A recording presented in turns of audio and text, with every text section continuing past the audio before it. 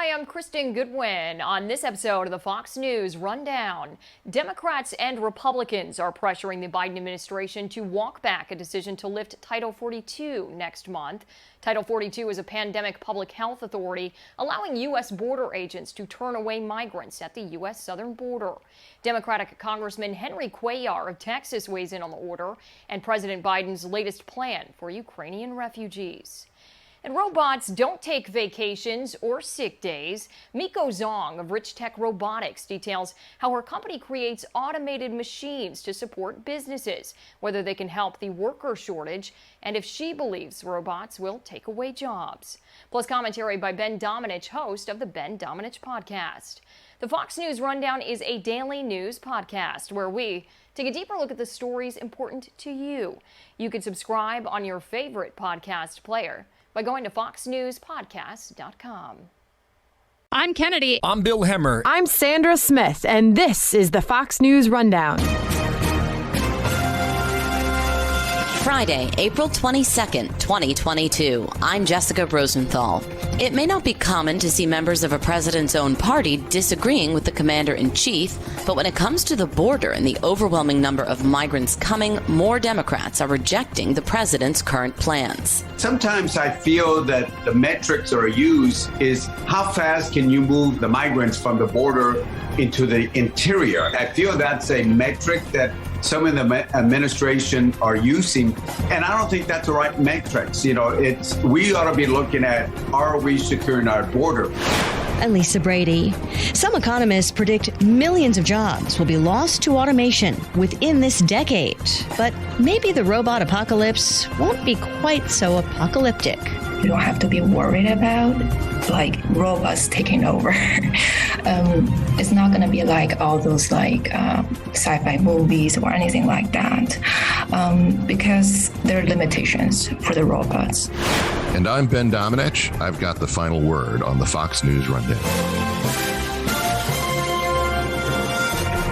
More and more members of the president's own party are openly disagreeing with his handling of the border, specifically a plan to lift Title 42 in late May.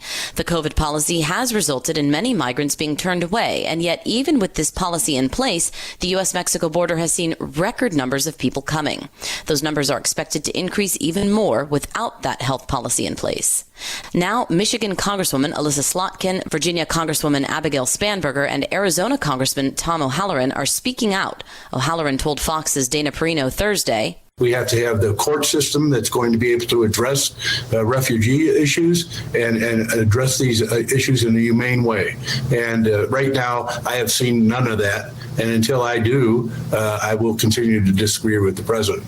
Meanwhile, Fox News reporter Bill Melugin, who's been at the border for months in Texas, reported this week. The head of the Border Patrol Union tells us for the most part, agents have already stopped enforcing Title 42 when it comes to migrants from Guatemala, Honduras, and El Salvador, those Northern Triangle countries. We are told for the most part, all the Title 42 expulsions are mostly Mexican citizens now. At a press conference Thursday, President Biden announced a new plan to let up to 100,000 Ukrainian refugees into the U.S., specifically saying, this program will be fast. It will be streamlined and will ensure the United States honors its commitment to go to the people of Ukraine and need not go through our southern border. The operator of a Ukrainian refugee organization in North Carolina told me last month that thousands of Ukrainians are at the border and were getting humanitarian parole there to enter the U.S. Under this new refugee plan, entering through Mexico will no longer be allowed.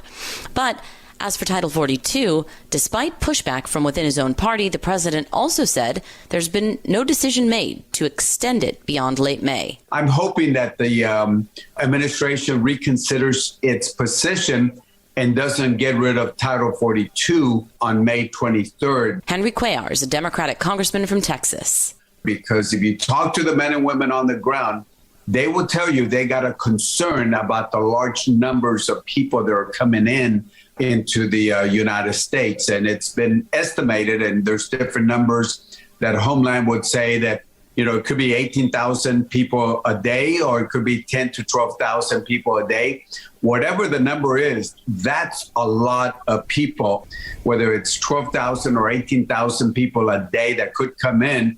And that will give you some high numbers that we probably have not seen in the past.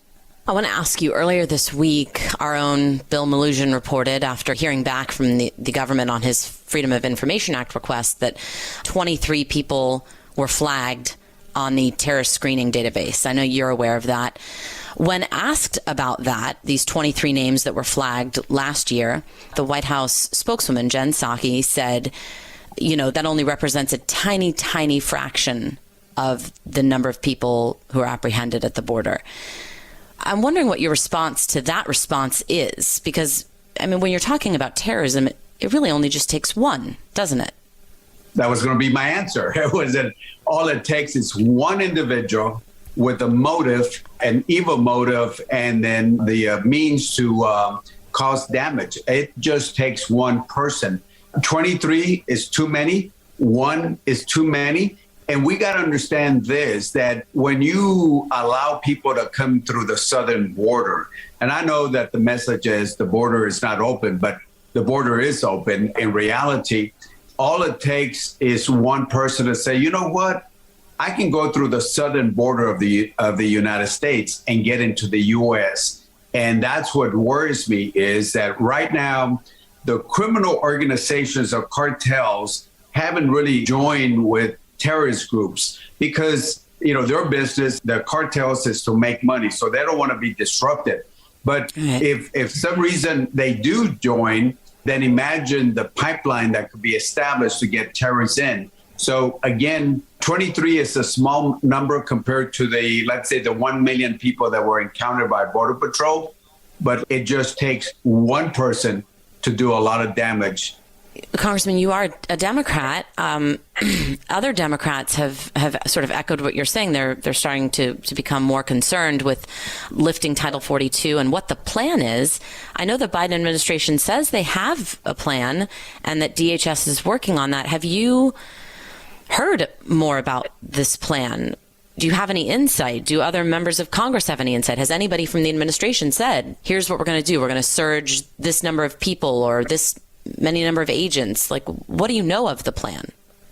Yes, I've seen what their proposal is, and you said it a while ago. Part of it is to surge officers from other parts of the country to the southern border. But that it's going to be very temporary, because if those officers are coming from the northern border, it won't be long before the northern communities are going to say, hey, we want our officers down here so they can provide the security. So that response is temporary. But on top of that, keep in mind, is sometimes I feel that the metrics that are used is how fast can you move the migrants from the border into the interior. I feel that's a metric that some in the administration are using. And I don't think that's the right metrics. We ought to be looking at, are we securing our border? If you talk to Border Patrol from the Laredo sector or the Rio Grande sector, they would tell you that 40% of their men and women that are available are doing Homeland Security missions. That is, they're at the border.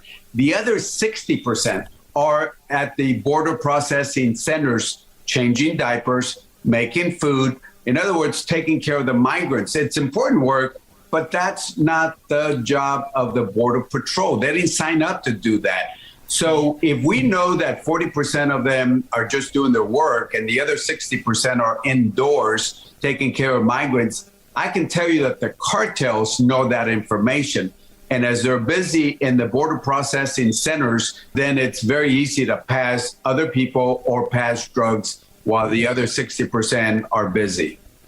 Congressman, this, of course, brings up that conversation about immigration reform, the broad package, a broad discussion.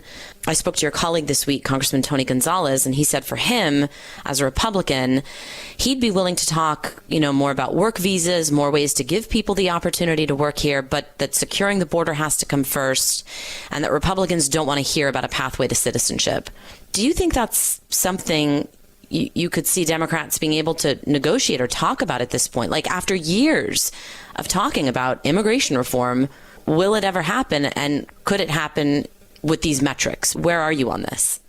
Well, it certainly depends on what negotiations, where we need to go to. Because, look, when you talk about immigration reform, it takes three things: border security, some sort of guest worker program. And then you got to do something about the 11 or 12 million undocumented aliens. Keep in mind that in 1986, a Republican president by the name of Ronald Reagan and a Democratic Congress, they did the last immigration reform that we had. They included amnesty. I'm not for amnesty. Can we do some sort of pathway? Yes. But even if we start off with the easy things that I think are no-brainers, a DREAM Act should be easy to do. A guest worker plan should be something that we ought to do because, look, right now we have jobs that Americans don't want to do. So let's get our economy moving by giving those jobs to people that want to do their job. And think about this. If we have a guest worker plan like the Bracero program that we had during World War II and after World War II, then we know who comes in, they'll pay their taxes, they'll go back, and that will make Border Patrol's job easier because the people that want to come in for a job have a different method, process, and then the other people that have different motives, then Border Patrol can control on that. But I'll finish this. Tony Gonzalez and I can probably sit down. He's a friend of mine. We're both in appropriations. We can sit down and work this out, I think, rather easily. But unfortunately, there are political aspects of it that will probably not allow the Democratic Party or the Republican Party to get to this. Before I let you go, I have to ask about midterms. You are facing in your primary a more progressive candidate, I guess. That's what I read, Jessica Cisneros.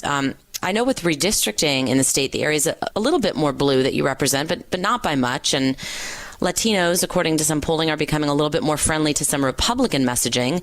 What do you make of your district now? What's your plan here as you head into a runoff?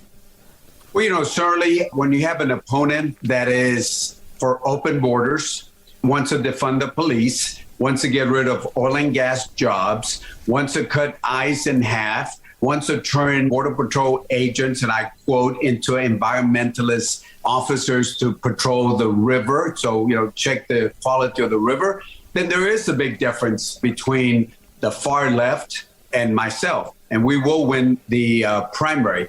Now, going into the November election, some of the messaging coming in from the national level is not good for Democrats, but I think I've insulated myself well enough where I stand for Border Patrol, stand for oil and gas, making sure as a Hispanic, I understand the values that are important, the hard work, the conservative part of many Hispanics. So I think I'm in tune with my congressional district itself.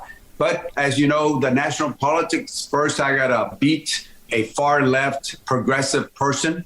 And then from there, we'll go ahead and win in November. Finally, I know your attorney has said that you've been informed that FBI investigation that resulted in a raid of your home and office is not focused on you, that you're not the target. You've been quiet about all of this. I imagine your constituents, though, want to know more about this, especially as they get ready to vote. Can you share more about what all happened here?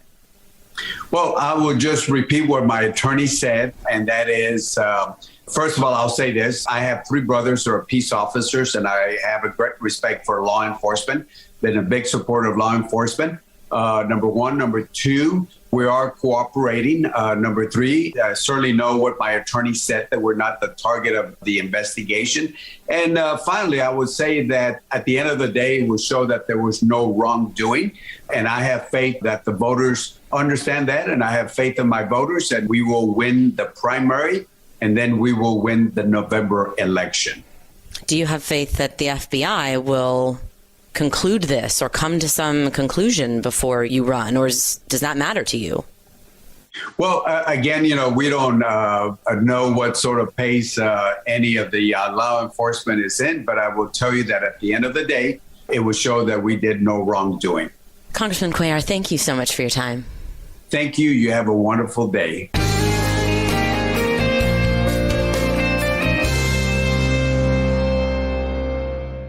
This is Ben Domenech with your Fox News commentary coming up. The warnings have been around for a while now that more robots are coming. A lot more. I think it would be insane to just sit back and watch this automation wave overtake our communities and our economy. Andrew Yang sounding the alarm during his presidential run in 2019, telling Fox's Tucker Carlson, "We need to evolve. We need to actually start pushing the way we think of economic progress to include how our families are doing, how our children are doing." And that was before the pandemic's impact on the job market. Last year, McKinsey Global Institute updated its prediction of how many Americans will lose jobs to automation. 45 million, 1/4 of the workforce by the year 2030. But the Slate article that references that study also notes the distinction between automation and robots. For instance, elevator operators weren't replaced by robots, but by buttons we can push ourselves. Chipotle is testing a robot known as Chippy for making chips, but CEO Brian Niccol says it's more about the cost and size coming down enough to make robotics more feasible in their restaurants. Well, the way we approach robotics and automation really has been what we're calling kind of co-robotics. We literally went out, we followed our crew in the restaurants. We're trying to find the jobs that are the jobs that make the Chipotle job more difficult, and how do we eliminate those elements? He tells Fox and Friends they're using robots alongside workers. That's where a company like Richtech Robotics comes in. They make products including hotel delivery robots, automated units for disinfecting and sweeping, and robotic arms. So Richtech has over 20 years experience in AI development, and our developments are based on visual AI. Miko Zhong is their marketing director. And what we do is to use our robotic technology to simulate the human workforce and develop those solutions into existing workflow. So just now I mentioned the workforce and workflows, which is something that a lot of businesses are facing the difficulties right now, right? Because of pandemic, and people are having labor issues, operational problems, and that is why our solutions become more and more popular. I know your slogan is revolutionary robotic workers. What kinds of robots are you selling, in essence, and who's buying them? What we do is we use our robotic solutions to fix our clients' problems. So we have different solutions we offer at Richtech. For example, we have Adam, which is the 2-armed robot that assists with repetitive tasks that are usually done by hands. And it has an audio interaction. It can make small talk with you. And around the chest, there is an Intel AI camera that helps Adam interact more. So we have clients, for example, cruise ship companies. They like to use Adam to make the events more interesting on the cruise ship. And we have casino clients. Not only they use Adam, they also use our delivery robot, which is the Maitre D.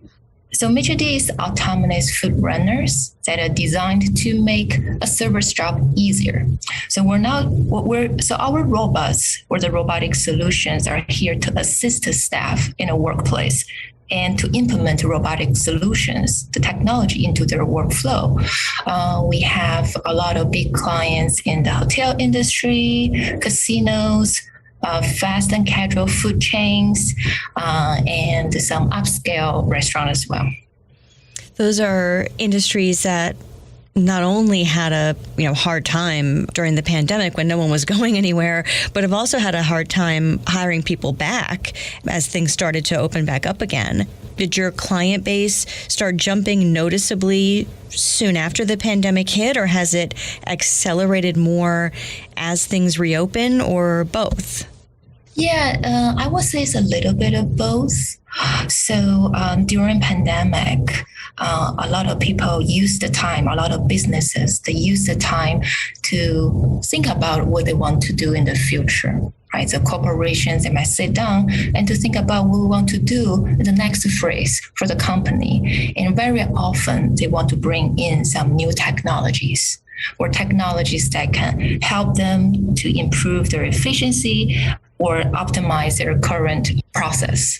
And after everything reopens, like you mentioned, there are a lot of business are facing the difficulty of getting people back.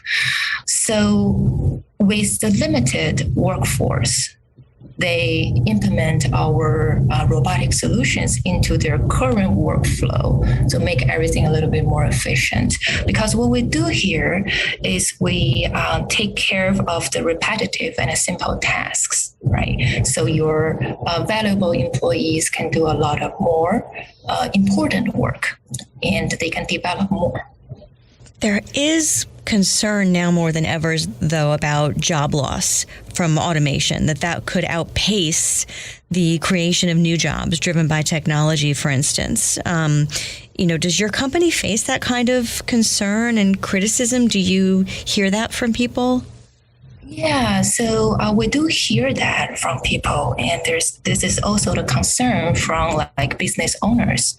And so what we do here, we're not replacing anyone. We're not taking any jobs away. We are actually implement the technology into your current existing workflow.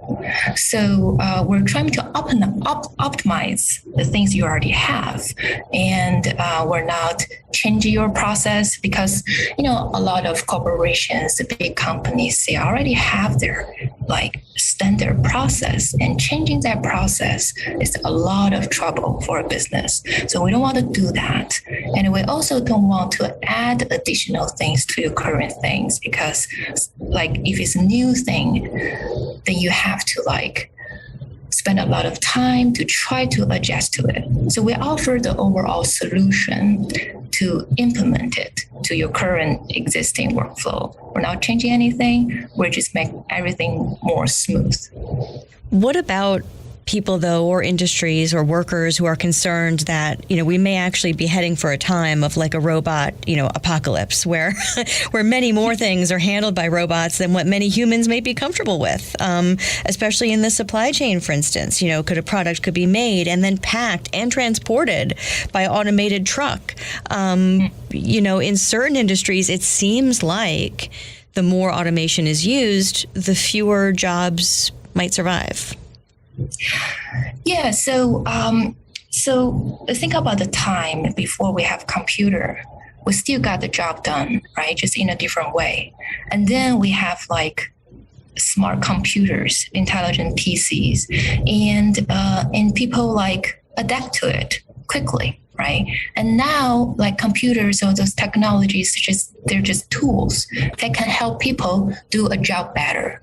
Like there's definitely like a limitation in the technology industry now, right? There's no way that we can automate everything. So right now, currently, our technologies or the current technologies that we can just help with the repetitive tasks. Do you have anything for the at-home market right now, or is that something you'll be looking to in the future? Yeah, so for Richtech, we are fully a B2B enterprise solution provider. So we only have like business solutions at the moment. Are you thinking about home solutions eventually, or not quite yet, or can't say quite yet? I can't say quite yet. Okay. Anything that you want to say to people who are nervous about the automation trend in general? Yeah. So, well, first of all, there's like, you don't have to be worried about like robots taking over. It's not going to be like all those like sci-fi movies or anything like that, because there are limitations for the robots. But with all those high-tech technologies, most of what we do is to use the technology to simulate the workforce and implement the robotic technology into your current existing workflows. So we're not replacing anyone. We're not really taking any jobs away. We are just providing the tools that can help people do a job better. Miko Zhong, Marketing Director of Richtech Robotics, we thank you very much for your time. Thank you so much.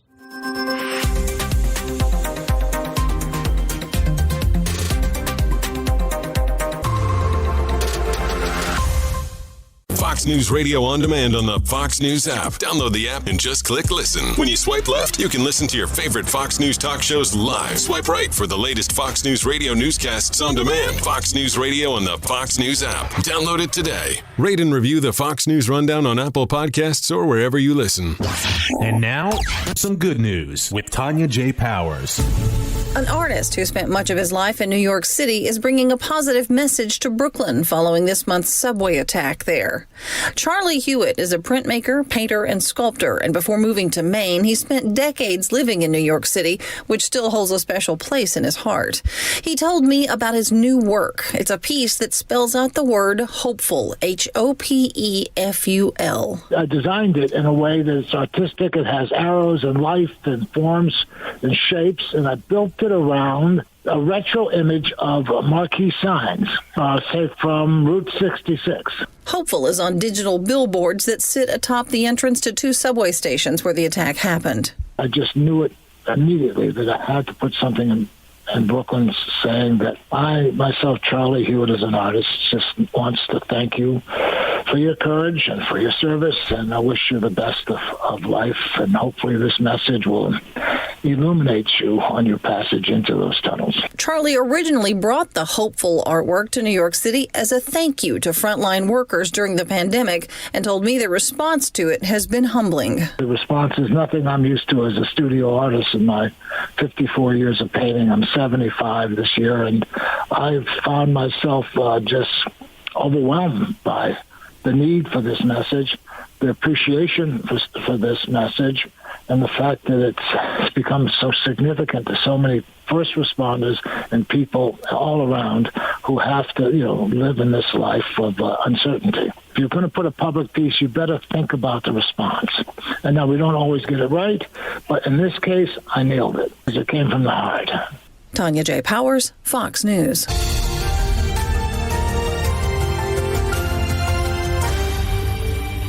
It's time for your Fox News commentary.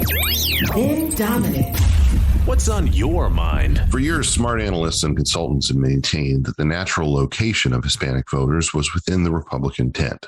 They've also maintained, despite evidence to the contrary, that hardline policies and aggressive rhetoric about immigration policies was a key barrier to reaching those voters. Despite one indication after another that Hispanic voters don't view themselves as closely connected to the immigrant experience and that their priorities are the same economic, education, healthcare, crime, and security concerns shared by most American voters, politicians continue to adopt this false frame of what mattered most. A candidate who rejected this frame, as Donald Trump did, ultimately performed far better than anyone expected with Hispanics for that reason. And lower down from the presidential level, the performance of GOP politicians who paired their focus on kitchen table concerns with an attitude toward Hispanic voters that felt less like outreach and more like talking to any constituent reaped benefits at the ballot box. This development belied the assumptions post-2016 that many observers had about Trump's success, that it depended on a rapidly diminishing group of elderly voters who would soon depart the scene without being replaced by anyone new. This thought process suggested Trump's coalition was a temporary thing, a bet on a declining stock, and that the old bitter clingers would depart the stage soon enough, with a natural leftist coalition ready to replace it. This has quite obviously turned out not to be true.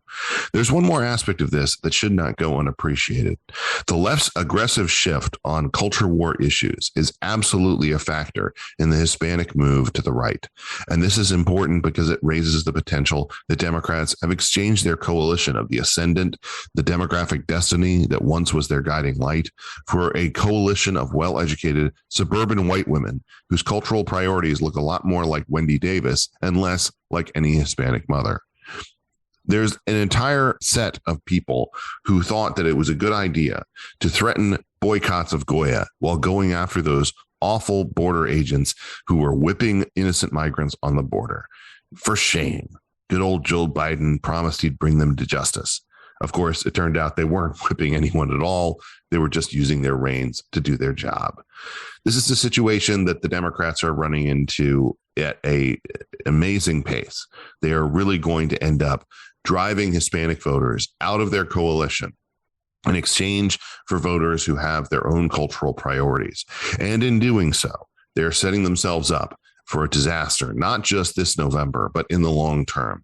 As America becomes a more diverse nation, as it becomes one where Hispanics in particular have an outsized role in determining who wins elections, the Democratic Party has decided that they are going to reject everything that these voters value when it comes to the culture, when it comes to family, when it comes to police and law enforcement, when it comes to the stability of their communities, in exchange for a cultural agenda that is not in any way one that will bring them into their coalition.